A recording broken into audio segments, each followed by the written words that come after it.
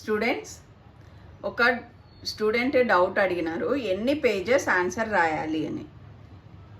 మీకు తెలుసు కదా, 12 క్వశ్చన్స్ ఇస్తారు. 12 క్వశ్చన్స్లో మీరు 10 క్వశ్చన్స్కి ఆన్సర్ చేయాలి. అన్నీ ఒక్కొక్క క్వశ్చన్ 8 మార్క్స్ ఉంటుంది. 8 మార్క్స్ 10 క్వశ్చన్స్కి 80 మార్క్స్. దాన్ని 100గా కన్వర్ట్ చేసి వేస్తారు ఎగ్జామ్లో. అట్లా కాదు. ఎన్ని పేజెస్ రాయాలనే దానికి వస్తే, మీరు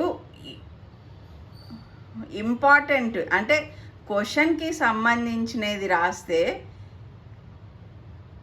వాళ్ళు అడిగిన క్వశ్చన్కి కరెక్ట్గా ఆన్సర్ రాస్తే, ఒక 10 లైన్స్ రాసినా కానీ మంచి మార్క్స్ వస్తాయి.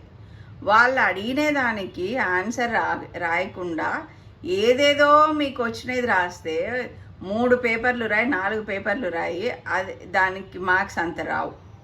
వాళ్ళు ఏం అడిగినారు, ఏం ఆన్సర్ రాస్తున్నారు.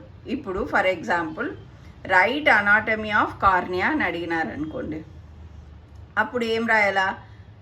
ఫస్ట్ మనం స్టార్టింగ్లో there will be 3 layers, in first layer there is cornea అని చెప్పచ్చు. అంతవరకు ఓకే.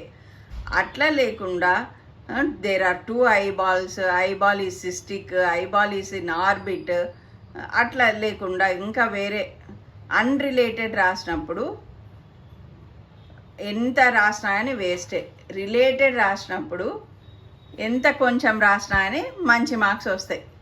ఇప్పుడు ఫర్ ఎగ్జాంపుల్ ప్యూపులరీ రిఫ్లెక్సెస్ అడిగినారనుకోండి, మీరు 3 layers in 3 layers in eyeball, iris, cornea, pupil అవన్నీ రాసినారనుకోండి, వేస్ట్. మీరు ఒక్క మాట టార్చ్ లైట్ వేసినప్పుడు ప్యూపుల్ కన్స్ట్రిక్ట్ అవుతుంది అని ఒక్క మాట రాస్తే మీకు ఫుల్ మార్క్స్ వస్తాయి. దానికి తోడు ఒక చిన్న డయాగ్రామ్ యాడ్ చేసినారనుకోండి, ఒక ఐ వేసి ప్యూపుల్లో మీడియం సైజు, తర్వాత నెక్స్ట్ దాంట్లో ఒక టార్చ్ లైట్లో నుంచి లైట్ వస్తున్నట్లు వేసి చిన్న ప్యూపుల్ వేయాలి. ఆ మాత్రం రాస్తే చాలు, ఇంకేం రాయనవసరం లేదు. ఏదేదో అనవసరంది చాటభారతం ఎంత రాసినా, అవసరమైనవి 2-3 లైన్లు రాసినా కానీ మీకు ఈక్వల్ మార్క్స్ వస్తాయి. ఈక్వల్ అంతకన్నా మంచిగానే వస్తాయి. అడిగిన పాయింట్కి మీకు ఒకవేళ బాగా వచ్చిన క్వశ్చన్ అయితే రాయండి 2 పేజెస్. 10 క్వశ్చన్లలో అన్నీ బాగా వచ్చిండాలని ఏం లేదు కదా, అందరికీ అన్నీ రావు కదా.